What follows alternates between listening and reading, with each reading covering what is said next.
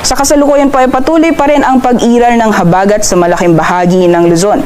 Pero although kung makikita po natin na hindi na gaano kakapalan yung mga kaulapan na namamataan po natin sa may kanlurang bahagi ng Luzon area, ay asahan pa rin po natin ang mga pag-ulan mostly dito po sa may western sections ng northern at central Luzon. So dyan po sa Ilocos Region, ilang bahagi ng Cordillera Administrative Region, pati na rin po sa may Zambales at Bataan, pati na rin mga karatig na probinsya, makakaranas pa rin po tayo ng makulimlim na panahon na may kasamang kalat-kalat na mga pag-ulan. At kita din po natin dito sa may norte, meron din po mga kapal na kaulapan na posibleng magdulot ng mga pag-ulan. So sa Batanes at Babuyan Islands, expect din po natin ang maulan na panahon.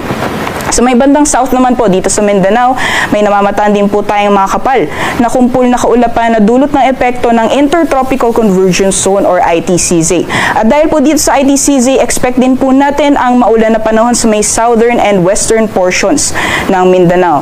So for today po, mamayang gabi, maaring maranasan po ang maulan na panahon for most parts of Davao Region, pati na rin sa Soxargen, BERMM, pati na rin po dito sa Zamboanga Peninsula.